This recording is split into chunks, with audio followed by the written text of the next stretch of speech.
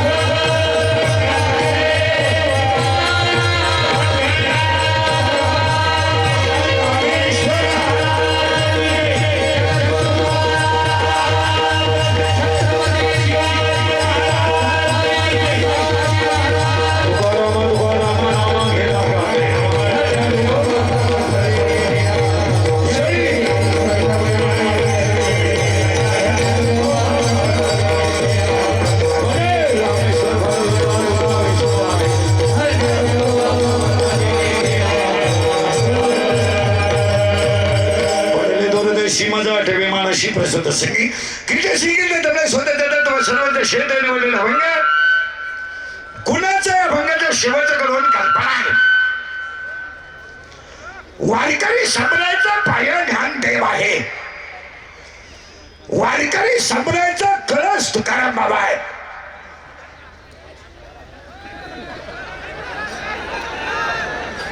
थोडं द्या ना थोडं द्या दया करा गरीबावर थोडी माझी अख्खी इज्जत तुमच्या हातात येऊ मी मरल जर असत राहिलं थोडं द्या ना थोडं द्या विठाला विठाला ज्याचा पाया ज्ञान आहे ए ए बस कपडे ए ज्याचा ए जाऊ दे बसू दे मारू दे तिला विक्षेप करून घ्यायला विठाला विठाला ज्याचा पाया ज्ञान आहे त्याचा कळस वैराग्य आहे ज्याचा कळस वैराग्य आहे त्याचा विस्तार नाम आहे ज्याचा विस्तार नाम आहे त्याचा शांती खांब आहे आणि ज्याचा शांती खांब आहे त्या संप्रदायाचं नाव वारकरी संप्रदाय जगाच्या मोबाईल बंद कर जगाच्या पाठीवर जेवढे संप्रदाय झाले असतील आपल्याला घेणं नाही का का ज्यात तिकडे ज्यात वय विचारलं जात नाही ज्यात जात विचारली जात नाही ज्यात धर्म विचारला जात नाही ज्यात आधार कार्ड विचारलं जात नाही, पॅन कार्ड विचारलं जात नाही, कोणी या आणि विठ्ठल म्हणा. विश्वात फक्त एकच संप्रदाय, वारकरी संप्रदाय. कोणी या, गरीबात नक्की या, श्रीमंतात लगेच या, स्त्रियात कोणी या, उद्धार करून घ्या. नुसता तुमचा नाही, अख्ख्या कुलाचा करा.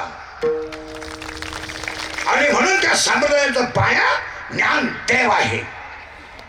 12व्या अध्यायात असं म्हणणं आहे, अभ्यासापेक्षा श्रेष्ठ ज्ञान आहे, पण ज्ञानापेक्षाही श्रेष्ठ देवाचं ध्यान आहे. ओवी परत नीट ऐका. अभ्यास केला तर ज्ञान आहे, आणि ज्ञान आलं तर ध्यान आहे. पुन्हा उलट फिरा. रियाज केला तर पखवाड आहे, प्रॅक्टिस केली तर गायन आहे, पुस्तक उचकलं तर कीर्तन आहे, नम्रता ठेवली तर लक्ष्मी आहे, लीनता ठेवली तर व्यापार आहे, व्यायाम केला तर पैलवान आहे, आणि कष्ट केले तर भाकर आहे. त्याला सूत्र आहे, रियाज करा, पखवाले व्हाल, नम्रता ठेवा, लक्ष्मी मिळेल. फुकाट तुम्ही खाऊ किती दिवस शकता? कष्ट करा. आणि जगातल्या सगळ्या संतांनी एकच सार सांगितलं आहे, विठ्ठल म्हणा आणि कर्म चांगलं करा. जगाचा इतिहासात कर्म हाच देव. देव बोंबलत हिंडणाऱ्याला कधी भेटत नाही. बायका पोरं सोडून हिंडा बोंबलत देव मिळत नाही. उपवास करणाऱ्याच्या तर खानदानी देव भेटत नाही. हे उपवास करणारी जी लोक आहे ही मनोरुग्ण लोक आहेत. महिनाभर उपास त्या बापाने केला होता, महिनाभर अंधपणे सगळे चालू. काय उपास आहे? मला जगात एखादा ग्रंथ दाखवा, मला जगात एखादा ग्रंथ दाखवा की उपवास करणाऱ्याला देव भेटला. ओव्या सांगू, तुम्ही शरीर न पिळावे, तुम्ही व्रत नियम न करावे, तुम्ही देवांतर न बसावे, तुम्ही तीर्थाशी न जावे, तुम्ही स्वधर्मा देय जावे. ज्ञानोबाने सरळ सांगितलंय, कर्म हाच देव. हे विष्णूची महापूजा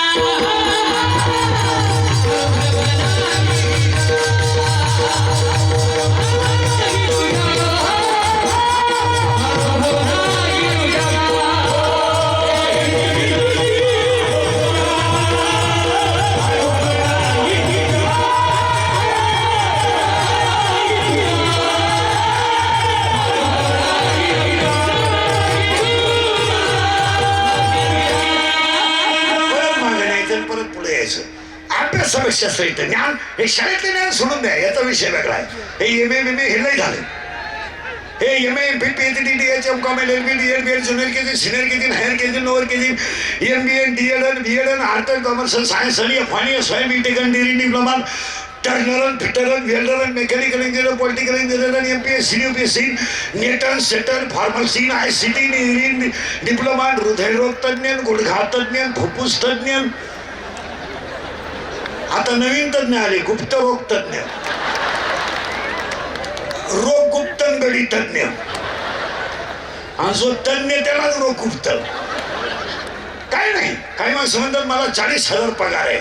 अरे पागला, तू 10 लाख भरले, त्या 10 लाखाचं 4% व्याज 40,000 आहे. तुला पगार कुठं आहे? हे MA सोडा आणि शब्द परत फिरवा, फक्त ओवी फिट करायची. 2-4 ओव्या सांगतो, पुढे सांगतो. अभ्यासापेक्षा श्रेष्ठ ज्ञान आणि ज्ञानापेक्षा श्रेष्ठ देवाचं ध्यान. अभ्यास केला तर ज्ञान आणि ज्ञान आलं तर ध्यान. आता उलट फिरू. उपवास करून देव भेटत नाही. भाकरी खाऊ नका, सफरचंद आणा, चहा पिऊ नका, दूध आणा, सगळी नाटकं आहेत. एकच वाक्य आहे, कर्म हाच देव. पुरावा 9वा अध्याय. आगा कर्मीचे कर्म चांगलं करा. तुकडोजी महाराजांनी धर्माचं काम केलं म्हणून नाव राहिलं. गाडगे बाबाने स्वच्छता सांगितली म्हणून नाव राहिलं. माऊलीनं ज्ञान दिलं, तुकोबानं वैराग्य दिलं आणि छत्रपतीनं स्वराज्य म्हणून नाव राहिलं. गप्पा मारून परमार्थ होत नाही. आता उलट